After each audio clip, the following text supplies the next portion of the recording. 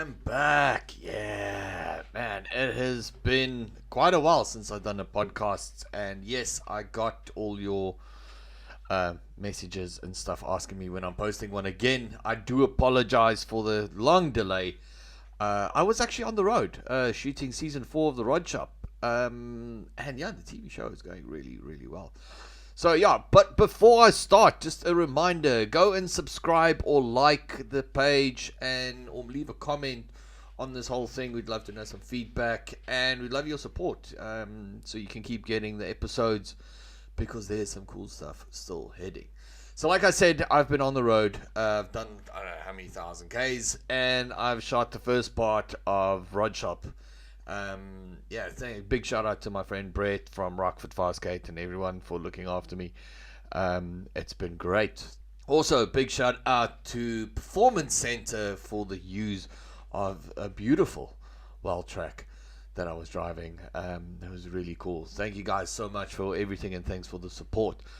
Now, just a few things I need to run past. One, yes, so I am shooting Rod Shop Season 4. I still have a bit of space available, or if not, we just add space. I want to get the show out by December, so if you want to get your shop out there on the show, let me know. I mean, we got a massive viewership on the show. It is one of the biggest ones in the country, so we can get some brands out there. It's going to be really cool. Now, next one, SA Hot Rod magazine is currently on shelf, and yes, I am busy with the next one as we speak. I know there's been some problems with guys saying that they can't find the mags in the shops where they used to. Understand, this is a new distributor that we are working with, so obviously there's a few glitches, but we are trying to get the magazine out to everyone as fast as humanly possible. So yeah, keep supporting, guys, and it's great to have the magazine back on the shelf. I'm really excited, and the new mag is going to be insane. We've got some really cool stuff coming in here. So yes. So like I said, I've been on the road, and I did get a chance to do a bunch of interviews. I just didn't get time to edit them and sort all this stuff out. So listen, I kind of need help here. So I just too much on my plate. So if anyone is out there that knows anything about video, audio auditing, and editing and that type of stuff, who can get videos and stuff up, give me a call, give me a shot, or anyone that knows anything about podcasting. I have got a huge list of people that still need to come on the show, and we are adding more weekly. At this stage, I think I can probably fill up the rest of the year just with people we've got ready to go for the show. So, so if there's anyone that wants to get into podcasting or wants to work or knows how to work all these things and these magical things that we do, give me a shot. Now, on to this episode. We are talking to George, who heads up TyreLife. Now, if you know Cooper Tires and Mickey Thompson, then you know TyreLife. They are one of the top companies in South Africa when it comes to distribution of tires, especially on the off-road market. And this has been a really good conversation. I mean, we actually touched quite a few things that's going on in the industry and a lot of issues, which is really scary. So, when someone tells you that there's a problem in the world, and it immediately gets your back up because you're like, wow, I did not see that coming, or I never put my thought process behind that. This is one of those. So sit back and enjoy, because this is a good one. Okay, so my name's Georg Schramm. I'm the Managing Director for TyreLife Solutions, which is our trading name. Top Draw Tires being our legal entity, but TyreLife Solutions is the company's trading name. Yeah, so effectively speaking, TyreLife Solutions has been in operation, or Top Draw Tires has been in operations for the last just about 9 years. The three primary partners are all ex-corporate, senior, either director or senior management level from Dunlop. Some Dunlop, I've worked obviously in various other environments, fast-moving consumer goods, building and the whole toot, and then made a return back to the tire industry. I joined the tire industry in 1985. Wow. Left it for a stint, Went and studied up in Gauteng, because Gauteng, as you would realize, is South Africa's big apple. That's the New York of Africa, really. So if you don't go there, you don't progress in the corporate environment.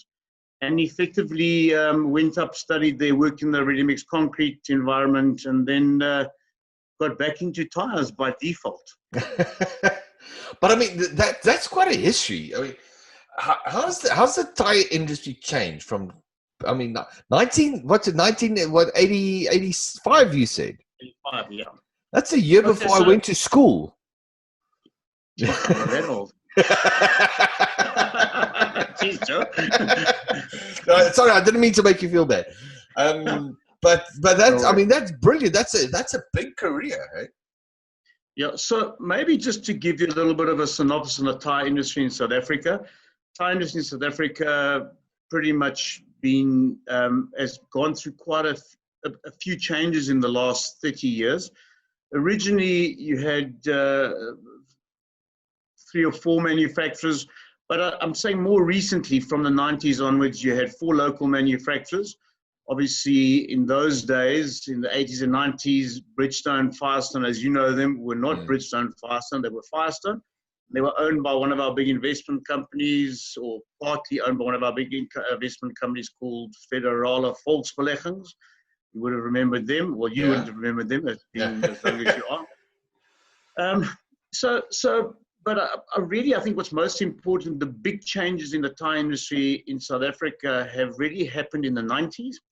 So, and they typified by 2 big changes. Tire manufacturers pretty much dominated the distribution of tires throughout South Africa with company-owned channels. So today, we've had a complete 360 on that, where you've got ex-tire manufacturer people taking their packages and opening tire shops. And fundamentally, we don't have any real company-owned tire retail stores left in South Africa. So the last ones to go were Maxi Press, as guys would know from Bridgestone, which was the commercial arm of Bridgestone, Firestone, and they've disappeared. So today, as the environment stands, 90% plus of tire retailers are entrepreneurs, either multi-franchised or not, or they form part of a group that is not aligned to a manufacturer, i.e. Tiger Wheel and Tyre Wheel Holdings. But you do not have company-owned stores anymore. And I think the biggest problem in today's market is most consumers see a store aligned to a manufacturer, or not aligned, they see the manufacturer as being the owner of those stores. So out there in the field, your consumers, unfortunately, are oblivious to the fact that there are 4 franchises running in South Africa, run by tire manufacturers, namely the HiQ franchise, the Dunlop Zone franchise, the Best Drive franchise, and then the Super Quick franchise. And those 4 are all manufacturer-run franchises, and call for between 60 and 70% of their brands being sold through those outlets. Okay. Big problem for me with that is, and I'm just going to elaborate, Joe, as we go on, is that unfortunately, when the consumer walks in to buy tires, he gets given what the dealer is making the best money on. And that's as simple as it gets. So there's scant regard for specification, quality, OE fitment.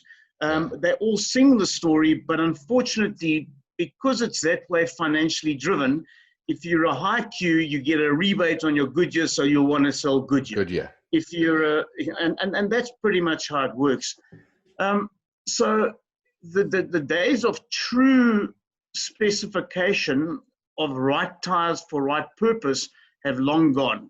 All the regulatory body, all the regulatory bodies, and we used to have the old thing called the TTR, the Tire Trade Register, which basically compelled manufacturers to invest in the intellect of any retail store prior to opening them. So it called for certain provisions. You had to have X amount of coverage under roof.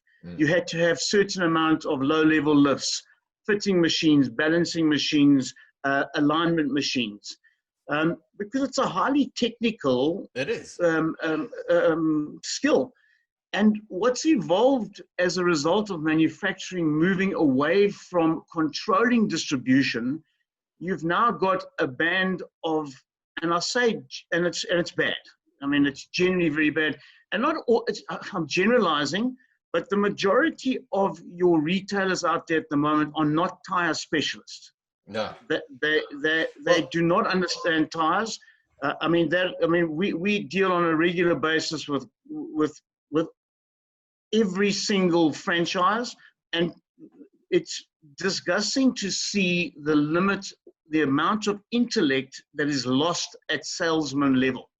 Not knowing what a speed rating is, not knowing what a DOM is, date of manufacturer. What? So it's critical. I mean, it's really bad. And you've got the few excellent retailers out there, but they're few and far between.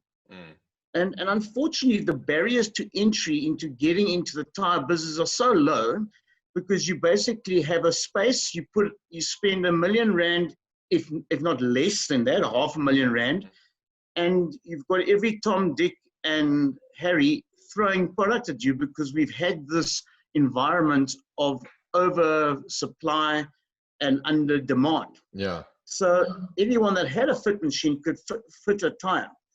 To the consumer out there who expects the tire dealer to be the guy and the purveyor of professional information, he doesn't get that. Resultantly, what happens is, and this is, I'm only giving you from experiences, that when there's a problem that the dealer is not willing to deliver the bad news, and it might have been created by himself, he refers it to the manufacturer, and the manufacturer ends up defending the dealer for various reasons. Number one, because the dealer is buying a lot of tires from him and he doesn't want to lose that tire dealer, so he helps him out. Or ultimately, he ends up becoming the mediator with the consumer and resolving the problem. Bottom line is that the skill of selling tires and the way tires should be sold is not happening in South Africa.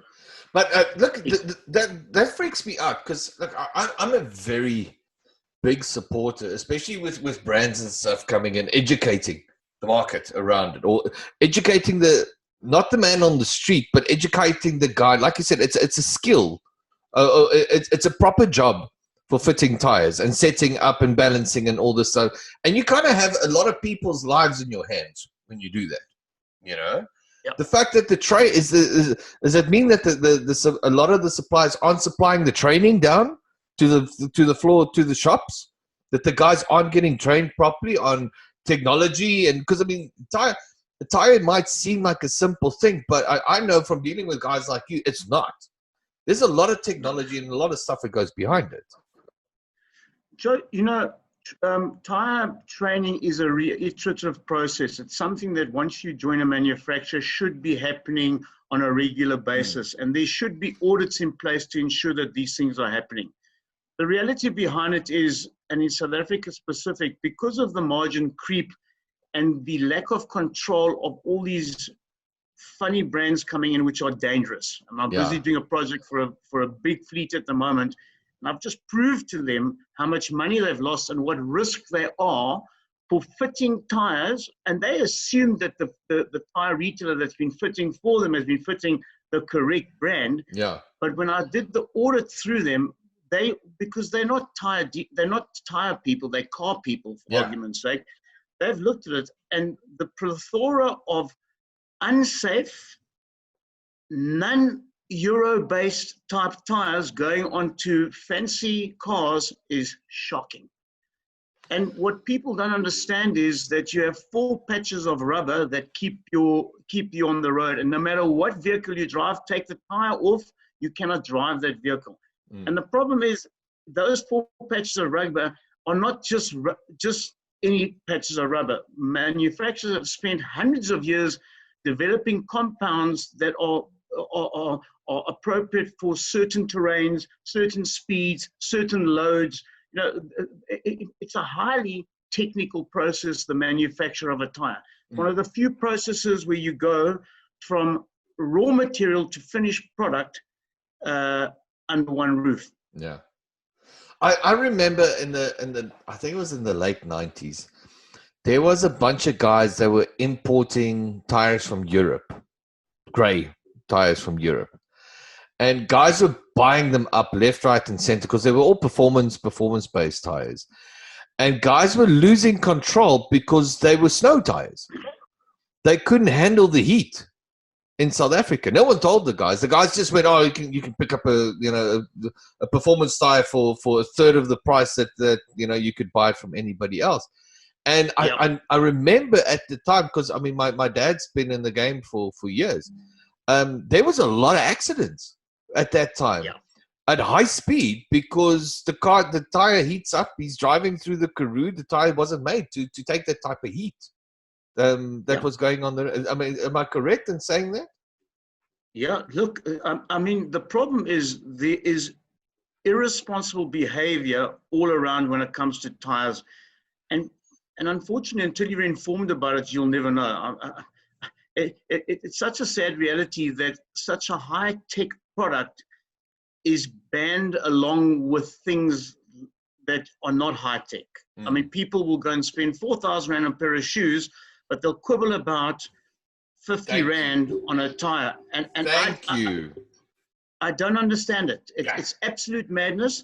And I say to people, there's a lot of sayings that can captivate what I'm saying, goedkoop is deurkoop, penny wise and pound foolish and all the rest.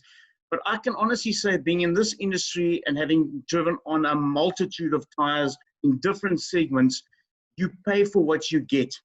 And contrary to common belief, it's when you need that tire in the most critical point that the non-accredited tire is the one that will fail. And it happens over and over and over again.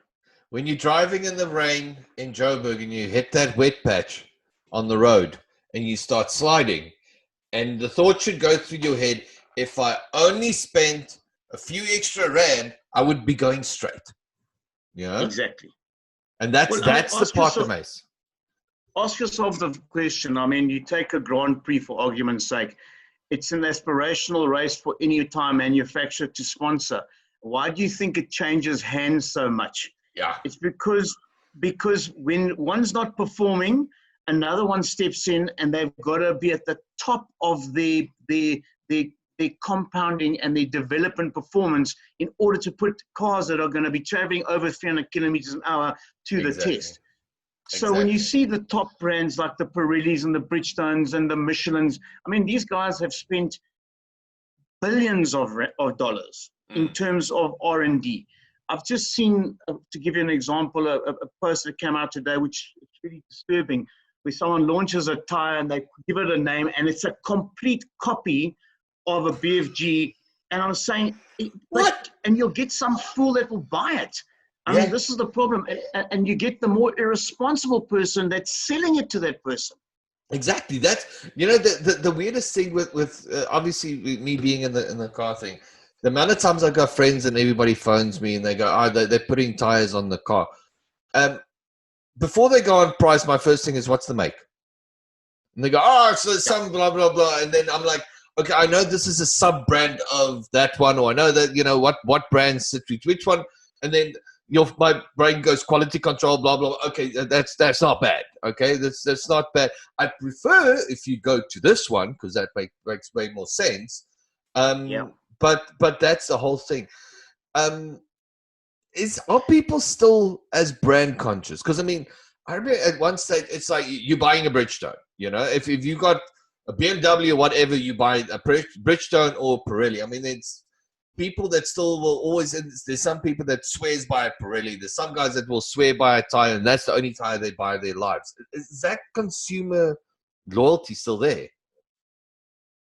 You know what the problem is, Joe, is that consumer goes into a shop, and we've done all the surveys and the psychology behind it.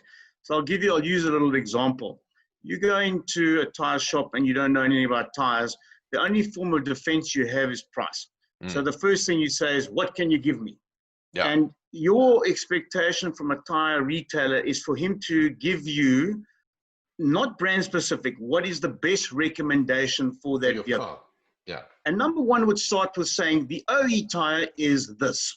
Yeah. Okay. And if the original equipment tire was a Continental, for argument's sake, is, I'd like to think that they've put all the hard work in having that tire, designed for that vehicle, that by and large you stick to that. Yeah. Having said all of that, there are big differentials in price, and there are some second tier brands that have done the work on it. So, when you talk about the Goodyear and the Saba and the Goodyear and the Fulda and that type of thing, I mean, to give you that, those are knockoffs. So in actual fact, in South Africa, those tires have got the same green carcass.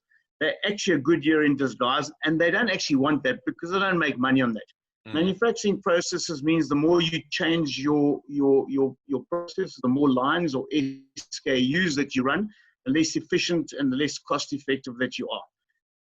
So Joe, all we've done is taken all the 100 years knowledge between the guys that are now at TyreLife Solutions. We've evolved from being a distributor of tires to a TyreLife, to a solution company. Okay. My business gain in this market has been hard, and we've taken 9 years to build it. We are running with over 30,000 consumers on cost per kilometer contracts under TyreLife's warranty. So what it basically means is, you fit your Cooper tires, we enter into a contract with you in the TyreLife, under TyreLife, which warranties you against, number one, the tire not achieving the mileage that we expect, and that ranges from anything from 50 to 100,000 Ks, depending on the tire we're selling to you. And if you don't achieve it after you followed certain behaviors, we will pay you what you don't achieve. So we give that to you. That's the long-term commitment. The short-term commitment that we give to all consumers is that, because the biggest problem for a consumer is he drives outside, he's just spent 10,000, 20,000, 30,000 on a set of tires, he hits a pothole or rim or a curb, bursts the tire, and all of a sudden he's a very cross consumer. So we added the protection plan, which is a 2-year warranty plan, also for any form of incidental damage. And incidental, so it doesn't mean you can go and doesn't give you a license to kill, but it says if you hit that pothole, we will cover you on a prorated basis for the loss of that tire for a 2-year period. As far as I know, no one in the country does that. And that's further backed up by a 10-year manufacturer warranty passed on from the United States of America for both Cooper and Mickey Thompson products. Well, that brings me to the two brands. So I was at your launch, where we was at the Cradle of Humankind. We were with yes. I was there with you guys. That's long ago. With Kingsley Holgate, yes. Jenny and I sat until late nights talking with Kingsley. It was actually still funny. I think I was talking about it last night. Great experience. And I mean, when you guys invited me, I went and researched Cooper as much, because I mean, obviously, understand I'm not in the 4x4 game. Sure. I knew Mickey Thompson, obviously, because it's a drag car. It's a drag wheel. So my question behind, why did you, I mean, you as an individual, why did you go towards Cooper? What drew you to Cooper? Okay, the two things that did, while I worked at Dunlop, we entered into an agreement with, in those days, with Cooper. Dunlop in those days was range deficient. They didn't have a 4x4 range that could compete with the big boys. And in those days, the big boys wasn't BF Goodrich, it was Goodyear, and the Goodyear are still very good on the 4x4 side. You just don't see a lot of their product in South Africa because it's very expensive. But, I had built a relationship with them. I'd been over to the States. I'd seen their factories. And the one thing that I liked most about them, it was very close, like a family type business. So the ability to take concept to idea was quicker than anyone else. Nice. And they were very good at 4x4. I mean, at that stage they were 100 years old, so they'd been around for a while. They sponsor Dakar. That says it. Right. They sponsor Dakar, man. Yeah. If you want a 4x4 tire, you go to the guys what the guys in Dakar put on their car. That makes sense. Look, I chose it primarily because I knew that it was untapped in this market. I knew that the only player in a serious way in the 4x4 market was at that stage BF Goodrich. And I'd driven on BF Goodrich because I test all tires. I'd had BFs, I'd had Goodyears. And I just, after driving in the States and the skid pan in San Antonio, I just realized that all the blog that I'd seen in South Africa wasn't the truth. Yeah. And until you expose yourself to world markets and see and try and test different products, you're not actually informed enough to make a decision. And in South Africa, we're quite a robust nation, and we tend to think we know everything about 4x4, we know about rugby and what have you, but we are small. I mean, contrary to common belief, Australia's 4x4 is massive. Yes, The United States is massive. So Baja was invented by Mickey Thompson. So, exactly. The Baja racing came from Mickey Thompson. So all that heritage. I often say to guys, Joe, that one thing about Cooper and Mickey Thompson, their primary focus is 4x4. So we get all these skits on tires coming off. We've got an 83 G3 ply. And all the terminology comes out. But I don't know what they're talking about. And the problem is a guy that's been developing passenger and developing truck can't develop 4x4. It's not the same. It's a different experience. Cooper's had 120 years or just under 120 years experience in 4x4. That's been their game. But what my favorite part is, and what a lot of, especially in my market, the hot rod and the muscle car guys don't know, Cooper was the original tires for muscle cars in the 1960s to 1970s. The Cooper Cobra, if you saw an ad, there was either BF Goodrich or there were Cooper Cobras on the car. That was it in the States. 100%. Yeah. Well, favorite time. See,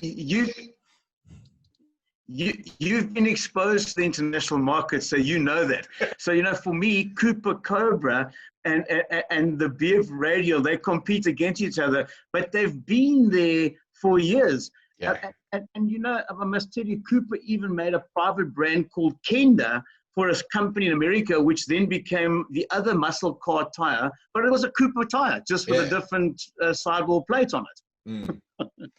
It's crazy. So it is. Do you know, there's a lot of BS in our industry, and all we're trying to do is enlighten consumers that value is derived through a price relative to mileage and mileage and breaking down. We're slowing really down here with the network. Okay, it looks like it's back now. Go for it. You can pay 1,000 Rand for a tire, okay? And you think you're getting fair value.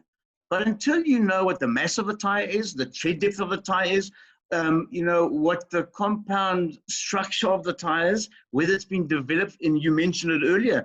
I mean, we could bring over redundant Weathermaster from Europe to use here, but they will melt on the road here. Yeah, exactly. And unfortunately, people just see it as a black round donut, and that's not what it is. It's a very technical, it's an art.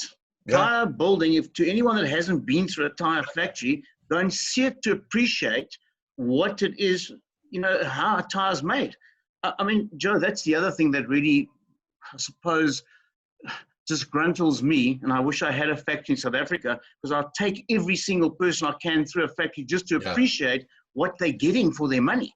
Exactly. You know, the fact that you'll buy a 155 80 30 for $500, I mean, it's madness. That tire is worth $5,000 compared to any shoe you're going to wear, you know? Exactly.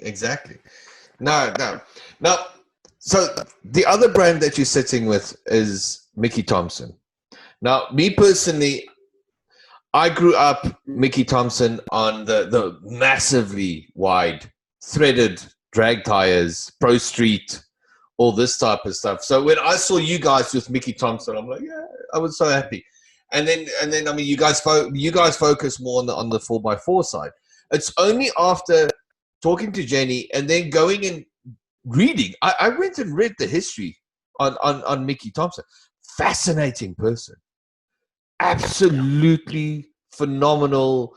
Mickey Thompson should be, no, let me rephrase. Mickey Thompson is actually up there with Carroll Shelby and these guys. Yeah. Okay. Very much so.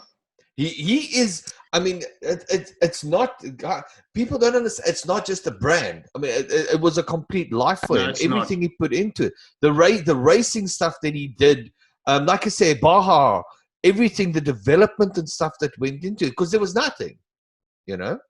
Look, I mean, I'm so glad to see that you are one of the passions about Mickey Thompson, because you'd get on well with Terry Smith. I mean, we've had interludes with Mickey's son. And, nice. And let me tell you, you're right. Mickey Thompson is a following. It's a brand. It's entrenched. The products that they turn out are absolutely phenomenal. I mean, obviously Cooper bought them a few years ago, but they've kept their complete identity. We trade completely separately. It's actually strange for me sometimes, because the Cooper guys don't talk to the Mickey guys, and the Mickey guys don't talk to the Cooper guys, you know, and that's how different they are. I mean, even the way they look, the Mickey Thompson guys are your real fanatics. Yeah. They are complete and utter petrol heads. They understand the suspension game, they understand the shock game, they understand the drag game, whereas Cooper is more your mainstream. Well, don't get me wrong, Cooper's done a heck of a lot in terms of development, and they leverage off each other, but it's their bigger brand. So in a ratio, you'd say for every 10 Coopers sold, 1 Mickey is sold. So that's the ratio that you'd use worldwide. I'm currently actually sitting in the house of my friend Brett, I'm actually in your valley. I'm in Pietermaritzburg, by the way, because I'm busy shooting my TV show. Yeah. And my friend Brett owns Rockford Fastgate. And to me, it's the same. Rockford Fastgate is the brand for the serious sound guy, you know, and that's what I love about Americans. You get this brand for the guy that kind of understands it, and then you get the guy, you know, that is balls to the wall. It's all into it, and that's how I look at the product. Now, the thing I wanted to talk to you about, you guys took a knock during lockdown. Obviously, I mean, everything was closed, and I saw you guys started pushing your online system a lot more. How's that been going? How's that working with you guys, for you guys? Well, there's 2 points to that. So pre the lockdown, you know, the market was in quite a turmoil. There was a lot of market aggression and what have you, and everything we do is to differentiate ourselves on cost per kilometer or cost per hour, and we beat any product hands down over and over and over again, and that's why we've had our success. One of the biggest problems, I suppose, in lockdown was industry came to a stop. So we've proved the worth of our ST Max on all the mines, and have pretty much displaced, on a cost per kilometer or cost per hour, anything that we compete with. We took the Hertz Safari business in Namibia, and we've basically saved them a 33% savings on tires in their Safari business, just on cost per kilometer. And that's, there's no it's just we in that category of tire, Cooper have produced the ST Max, which is a no-nonsense tire. It is more noisy than most tires, But the tire, if you want to drive from here to Egypt and you ask Kingsley Holgate, that you're going to put on, because it's not going to break. It's going to go all the way. I'm driving. Sorry, I'm driving a Ford Ranger from Performance Center, who's sponsoring me car, and it's got the new Raptor wheel, and I've got a set of Coopers on there. Very nice, very, very nice. And like you said, it's got a bit of a noise to it, but I mean, I've got on dirt and everything, and it's phenomenal. I didn't know I could go around the corner. Don't tell Grant I said that, but I could go around the corner that well. The problem is technology in tires is really, really morphed. And what people need to understand, and you know, America is a country of litigation. If you say something and you don't deliver it, you'll get sued. Okay? So whenever America says something, they can prove it and they can stand they can back it up. And that's why all we do is they can back it up. And we're underpinning exactly what the states are saying in their market in South Africa, and just trying to educate people that, you know, and we do understand not everyone can afford the big money up front, and we have options for people that don't have that much money. But all we're wanting to say is, guys, get the right information before you put your tires on. And I'm saying 4x4 more important, because you don't want to be stuck somewhere and you tend to spend a lot more money. So you're making a long-term investment. When it comes to passenger, it's exactly the same. You can't buy a GTI Golf and it comes out with Michelins or Contis or whatever it comes out with, and then you go and put on a set of 1Ls or full runs. It's absolute madness. And the guy selling that will spin you a yarn about everything else. But I don't have to tell you this. In China, you know, you get brilliant products out of China, but they're not cheap. So if it's out of China and it's cheap, they've taken something out of the bloody tire. And that's something we try and tell people, you know, the fact that you're paying less, there's something they've taken out. I mean, I've seen tires that are coming out with 4.5 mils of tread. What? I mean, they're brands, Chinese brands being sold by proprietary manufacturers and distribution chains that are selling crap. So basically, you've got you've got a tire life of 6 months. If you're lucky.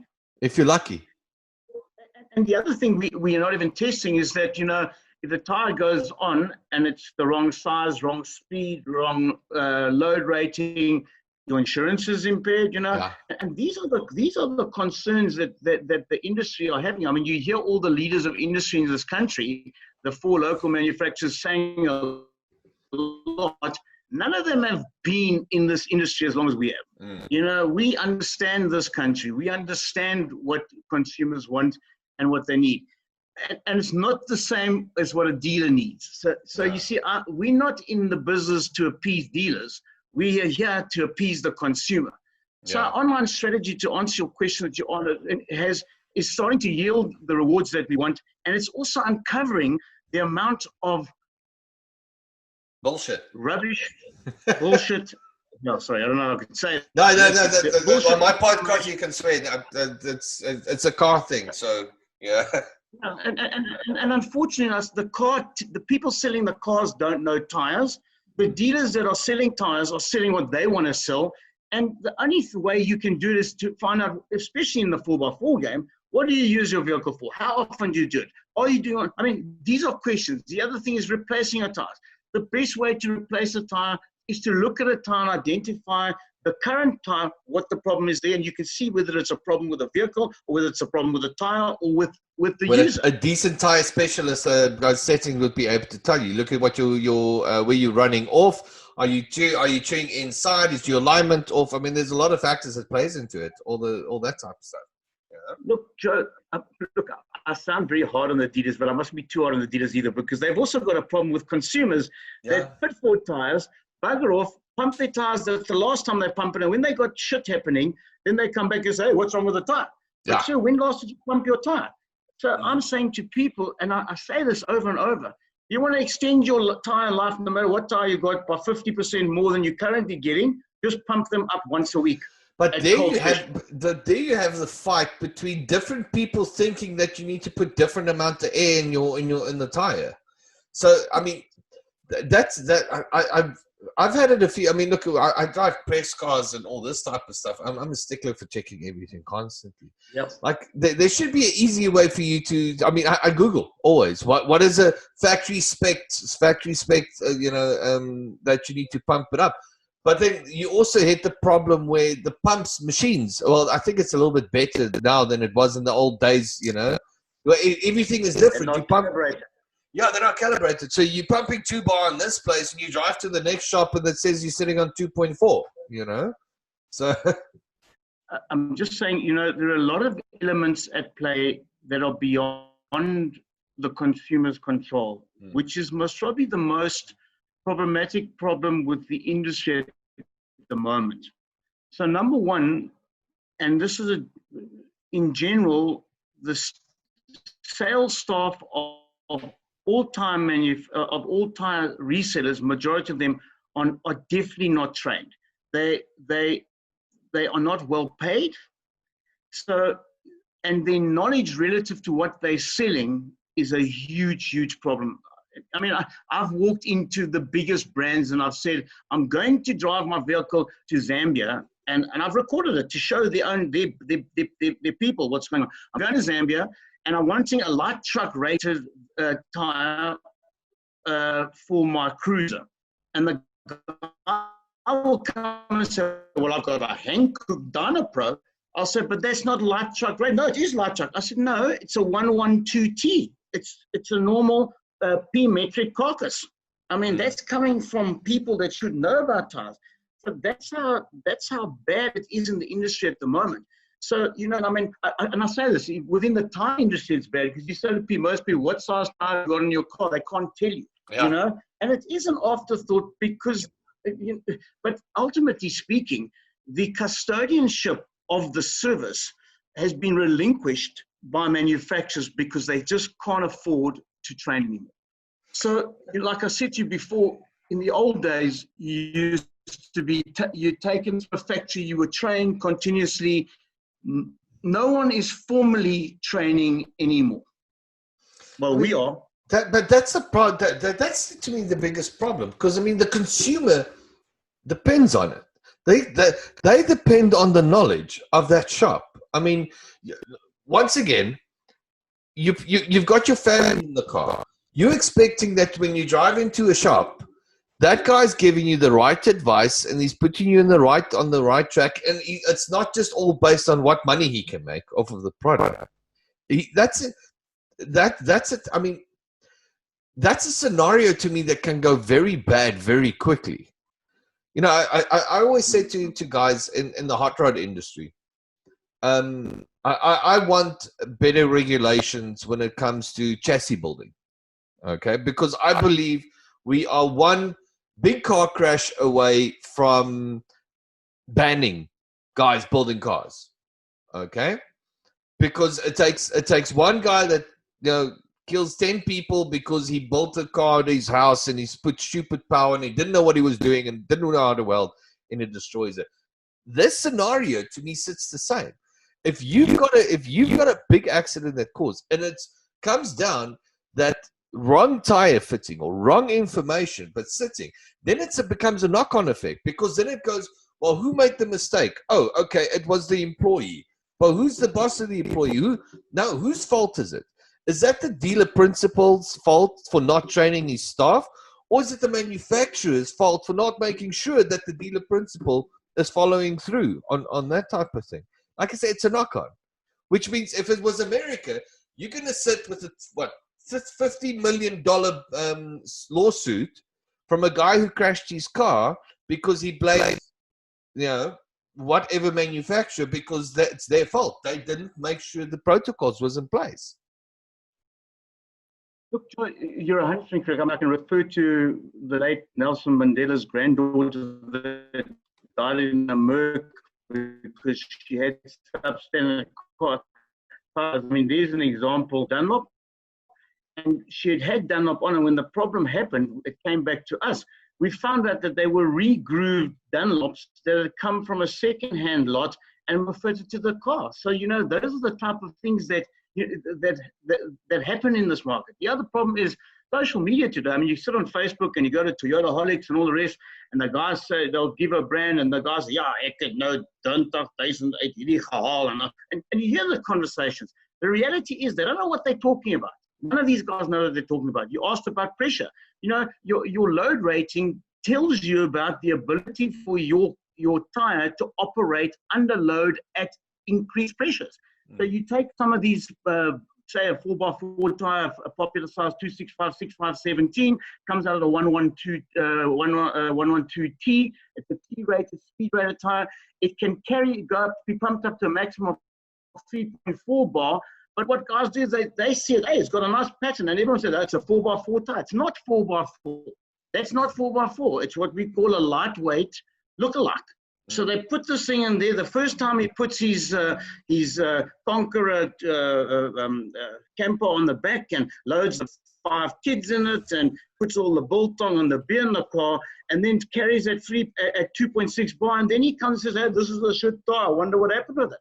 The reality is a 112T, if you're going to do 4x4ing and carrying loads, is not the right tire. Original equipment manufacturers produce lightweight tires in a 4x4 environment because it's a cost savings thing. So long may they do that, because that's why we're replacing all those tires. Yeah. So what you're saying, so I go buy a Ranger. Ranger comes out to spec tires. Now I go and I like the Bush, and I go load this thing up with every bit of aftermarket accessory. The tire that I have no longer actually works on that car. You know, once you start looking at your gross vehicle mass and the masses relative to what you should be carrying, and it's all in the OE. So you asked about the pressures early on.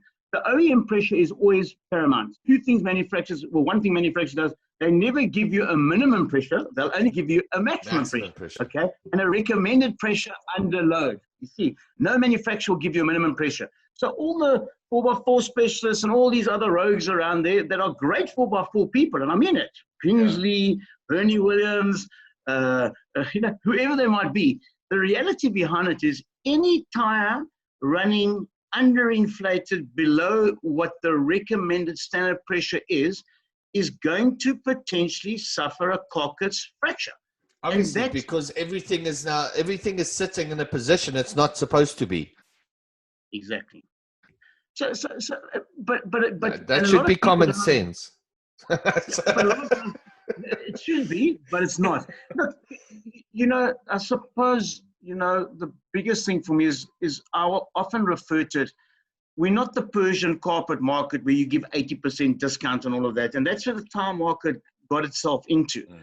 I think with the advent of social media and honesty and people putting if you lie on social media, you'll get caught up. That's the reality. So, we just want to talk to people. We've had many challenges in terms of our program. We've never lost a case because it's either been the misinformed dealer or the misinformed consumer through the dealer that has made the mistake. So, and that's the reality. So I often say to people, if you want to buy tires and you're a specialist, don't take your life into your own hands. Use the information that's available out there. And most importantly, go to the reputable sites to look at your information. Don't go to the unknowns. Stick to the proprietary brands. Because the moment you talk proprietary, you talk warranty, guarantee, and recalls. I just had a brain fart more than anything else. Why don't the manufacturers just start doing a rating system when it comes to the dealers? When it comes to if a manufacturer can sit and turn around and go, okay, well, you're level 1, 2, 3. When it comes down to training, information, everything that goes in, like anything else, there's a scorecard. If your staff is not trained, your machinery is not up to par. It's the 1, 2, 3, 4, 5. You want to be the best. You want to be the known one. Why don't they just try and put together a rating system which says, okay, well, listen, we went to the Dunlop specialist in this type of road. We went in, we checked the staff, we've gone through it. One, the staff is not trained properly. There's no backing into actually. The information and stuff was wrong. Nothing was calibrated correctly. Even this type of stuff. Yes, your rating certificate, like that they would do with RMI and that type of stuff. You're just not rating up where you're supposed to be. You're not supplying the service correctly. That's a very broad subject, because then you've got to ask, is RMI doing the job they should be? Because I'm saying if RMI was doing their job correctly, then you wouldn't have bucket shops being opened and compromising services on cars. Now to say, we've got a third little element and a one, that's rubbish. It doesn't matter who's got a car. They need to have the tires and mechanics done correctly. Otherwise, it becomes life-threatening. And we understand that. But all these bodies that are out there, sometimes you wonder if they actually understand the industry. I don't see any value in it. I think everyone's trying to do his own thing. And I think it also comes down to you as a personal. I mean, I would really, really have a moral problem if someone walked into a shop and I gave him something that wasn't purpose fit. That's not where we're going. In terms of identity, the other big problem is that in terms of these fitment centers, a lot of the bigger groups that are the dominant groups are multi-franchise. So you've got a kingpin principal that sits and reaps in all the bucks at the back. He's lost sight of what's going on the floor. All he's watching is where he can get the best deal from. And then then he's managing a fixed cost, because it's fixed cost intensive having a fitment center. And he's trying to balance that. But you phone any tire dealer today, and any tire dealer that answers with a price shouldn't be in the game. Yeah. I'm saying to you, the guy, because, and I say to people, before you talk price, come in, let me look at your vehicle and assess what you need. Yes. And that's what it is. I mean, so it's the same if you've got a problem with your prop shaft on your car and you're hearing this noise, you take it in to have it looked at, and those type of things. But I'm saying, I don't think the tire industry has done itself favors in terms of where it stands in the food chain. Mm-hmm. That's true. So how do we go forward? What do you see? Well, there is so much very good information that can be Googled. If ever you're wanting to buy tires, and you're unsure, whether you phone a manufacturer directly, and I don't know whether you'll get the answers there because there's so many layers to get to speak to anyone. You can most definitely phone us. We'll only put our best foot forward, and if we don't know, we'll find out and give you the best information. What we do find, and this is where I do find there is a differential. Wherever you've got a mom and pop store, where the proprietor of the business is running the business, 9 out of 10 times it's a better bet than going to a big franchise, because you've got the personal interface with the owner of the store. And there are lots of them. There are a lot of good little shops, and they don't get enough recognition. And they're often bullied by the big groups, because those guys are are consolidating their buying power and then squashing the smaller guys. Yeah. And that's not good for this industry. So if manufacturers had to put one step forward and say, you cannot be multi-franchise, that would be a good step in the right way, because then you wouldn't have the super quick owner owning a Dunlop Zone, owning a Best Drive, owning a High Q, pulling the strings and playing the game, Exactly. And that's, if you go over to the States and Europe, you find generally your retail stores are the owner is running it, and you get optimum service, and they're making money out of the service and not out of the tire. Exactly. And the problem with the dealers in this country, and they're going to have to learn that very quickly, because the supply chain is going to cut very quickly, and it's coming. I don't think the guys realize it, but I'm saying to you, and it's not only determined by online activity, at the end of the day, when you have a thing like COVID-19 hitting the country, and all of a sudden everyone is asking, how can we save money? We've lost 30% of our economy. I mean, that's pretty much what it is, and no one knows where it's going. So manufacturers are saying, geez, we've got to take the middleman out. I'm saying to you, the dealers are worried about that, but they need not be worried about, because they are the mechanical specialists, and that's what they should be focusing on. Not to make massive money on getting a better deal from a manufacturer. They should become specialized in their environments. That's what they are paid to do. I think what a lot of guys in South Africa don't know is the US is not just about moving product. It's the service that comes with it. Okay. It's an experience. It's everything that comes with brand loyalty, building it, educating people. All these factors is absolutely enormous when it comes to it. It's not about just putting your product in someone's hand. It's knowing that that product is put in the right hand and it works the way it's supposed to do. If it's not done, if those processes are not in and it fails, and in America, they fight that. They fight the fact that it wasn't put in by approved. No, it wasn't. Well, there's the problem. If he was approved, it would have been done right. Correct. It's that education that comes behind it. Just on that, one of the things we learned working with Mickey Thompson and Cooper is, number one, they're heavier tires. They've got far more firm sidewalls because of the construction. So they're actually truck tires. The reality behind it, because they're heavier, most dealers in the country are not equipped, either equipment way or knowledge way of how to handle the tire. So, when you're balancing a heavier tire onto a rim, sometimes you're not going to get it the first time, and you're going to have to turn the tire on the rim. And that's a practicality that's not happening. And most of these guys don't do it. They force balance it by putting weights on it. And I say they force it. It's not the principle, because he's got the guy that spent 10 Rand on training and watched the other guy learning that's fitting the tire. He puts all the weights on it, and then the weights fall off, and all of a sudden your steering wheel's wobbling around. Yeah. I mean, that's the problem. Then we take those customers, we send them to we've got a company called Multi Tires. They're brilliant. They've got brilliant machinery. They fix problems like that. And the problem is, the specialists in that are not the named people anymore.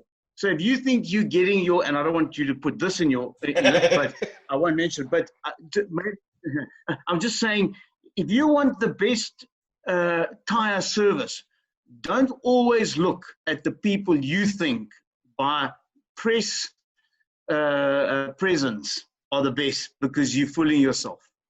Listen, between the two of us, you buying a 2 million Rand car, you're going into it that gets serviced by specialists and gets done everything by specialists, and then you're sending your 2 million Rand car into a shop that's been, your tires are putting up by a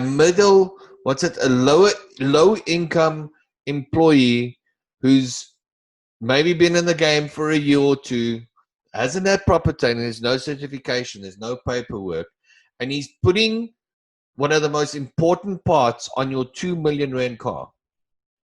And you're going, oh, I saved some money. And that's what you're putting your life, that's what you're putting everything on. It makes no sense. What's even more scary, you're getting motor dealers sending those same consumers to a tire dealer, or sending his vehicle to have tires fitted and not even checking what's been put on there. And that's a big issue, because the motor dealer is now putting himself at risk. Yeah. And that's one of the things we're going to change. So, and I'll say this to you, I mean, it goes the same with fleet rental cars at the present moment. Go and look at a rental car. How many times in a rental fleet do you see two different brands on a car, two different brands on the same axle? Oh, no, you see it all the time, and that's because no one's managing it. So no one's checking to see if what's going on the car is actually the right specification. And I'm telling you, that's what's happening. So I've seen various on them are trying to chase a budget, and they'll change the wrong size. The size is a 185/60/14, and they put on a 185/65/14. I mean, this is that's what I'm saying. So from a fleet point of view, they've just sourced that out now to all the dealers. But the dealers have seen this coming, and now they play this game because no one's checking. No one's checking. Okay, we need one tire. We had a blowout here. It's what's on it. It's got Conti's. Okay, we haven't got a Conti, but we'll put a Ling Long on. They won't know the difference. It's the same pattern. Yeah, that's the problem. And look, I think the fleets have changed. You're going to see major changes in fleets going forward. You'll see what's happened with BMW. BMW buy direct now. You shop with BMW, and all BMW dealership does is service the vehicle. He makes his 5% margin on the car, and after that, if he can service you and look after you, he'll get extra rebates through the CSI program, which is the scorecard. The guys that phone you to check that your after-sale service is good. But all car manufacturers are now saying, hey, we can't give this money and this business to the tire dealer anymore, so they're going to try and insource it. And Ford's already started worldwide with a new quick lane program going. So Ford are going to say, we'll service your tires and everything for you. And that's the answer to your initial question. When the car manufacturers take control back of that element of the servicing of the vehicle, we will reach a happy medium again. Yeah, that's going to hurt a lot of shops. That's going to hurt a lot of shops, eh? I mean, in BMW and these guys start turning around and going, listen, if you got a blowout, you go back to BMW. You're not going to pop into any other store. You go phone BMW. They're going to come with a new wheel, with a new tire, and they're just going to put it on. They're going to send you anywhere, BMW's ahead of the game. They've already done that. So BMW is already supplying aftermarket directly to BMW. They're on the ball, and I think very soon Merck and the rest will follow. And just the rumblings of the manufacturers I'm dealing with, and it's commonly known as shortening the supply chain. So all they're saying is, look, you're not going to make, and really speaking, why should a consumer pay 3 middlemen? So that's true. For instance, Bridgestone sells to its big Bridgestone dealer, who wholesales it to another dealer, who then wholesales it to the motorship dealer, who then wholesales it to the consumer. So everyone thinks, geez, and I've seen it. I mean, I've seen guys paying 4 times more for a tire than they should be paying. And it's ignorance. My father-in-law bought a BMW 135. And he bought the car in Joburg. I was actually on my way to an event. So I said to him, well, look, I'll fly, because we used to live in Cape Town. So I said, I'll fly into Cape Town and I'll drive the car back for him. He didn't have to put it on the truck. And unfortunately, he nipped a pavement at the airport because he flew in the day before to go test drive the car. Long story short, I arrive, and the first thing I went to drive to a tire guy. And it was 9,000 Rand for the tire. 9,000 Rand for one tire. And they turned around and they gave me, and the problem was I was under so much, because I had to get to an event, which was quite far away. And I had one of Red Bull's photographers with me. So we had a bunch of guys that were going through.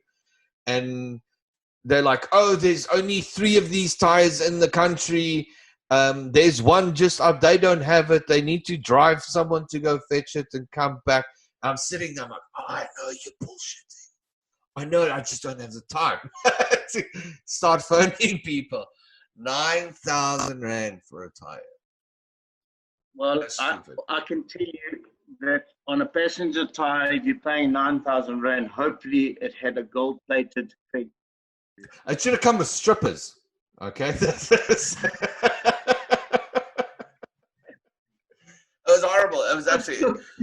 I must tell you, you know what I say to people, and that is, I've been in the game for long, and the pricing of tires has gone up and everything. And every time a guy buys tires from me, I make a personal effort to make sure that he's going to get the value out of it. And I live by that. So we say to guys, look, at the end of the day, we're not going to give you a cheap tire, but we're going to give you long term the cheapest tire. Yeah. You might think you're paying a lot of money for it, But if I'm charging you 12 grand for a set and you've got all the warranties, you've got all the recourse, and you can come back to me and I'm guiding a behavior, you cannot lose. But I can also sell you, if you want a cheap tire that's not going to do the job, so you're going to buy 10 sets of tires from me if you want that lower spec tire. It's playing a long game. It's playing a long game. You're spending the money so they don't have to see you for 2 years. You know? 100. Because it's fine. That's... And you know, we've seen this. So just so you know, a lot of guys say, but you're playing yourself out of selling more tires. I said, no. You're building a sustainable solution based on value. You know, at the end of the day, TyreLife Solutions wants to, and that's where we've morphed to now, is getting into the side of the business, because by definition 4x4 is specialized. So we've got very much into the specialized, the cost per kilometer, the cost per hour, and all the rest, you know. And that's taught us to stick to the proper principles, because guys that are going to spend money on tires and want value out of it, you know, you don't want to piss them off. You want to make sure that they have a happy experience and they become your brand ambassador going forward. I mean, the fact that Kingsley Holgate uses Cooper is not because of me or because of Jenny. He uses Cooper, and he's been approached by BF, he's been approached by Goodyear, Bridgestone. He uses it because the product works and he knows how to look after it. You know, so yeah. I was actually last night I was telling people the Pebble story. Kingsley Holgate in the famous Pebble story. Still get goosebumps. So it has been, got one of his books. I do. He signed it for me. I've got it. I've actually read it a few times. This has been absolutely fascinating. This has been such a great conversation. Thank you so much for coming on the show. I'm actually freaked out now about buying tires. You know, I am. It's amazing that there's these issues that. You don't have to be. No, I know, but it gets to me that it's like you didn't see this thing coming. You know, I'm just having like one of these what the fuck moments at the moment. Going, seriously, that's a problem. That's a very big problem for me. You know, no, it's huge. You know, I often say to a lot of guys, you know, a lot of our road accidents are created by substandard tires, and if you take the taxi industry, that's a prime example. That the local guys make great tires for the taxis, but they go and buy all this cheap crap, and they're carrying lives. I mean, I can mention brands to you that have been brought into the country. We've re-engineered them, and they're not what they say they are. So, in other words, the certification has been cooked by the guy bringing them in from China. You kidding? That's how bad it's gone. It's a lot of greasing. 100%. So thank you so much for being on the show, man. Listen, you look after yourself. Go have a good dinner, and I'll speak to you guys soon. All right. Any information you feel free to phone. Okay. Okay, cool. Thanks, Ed. Cheers. All the Bye. best. Bye.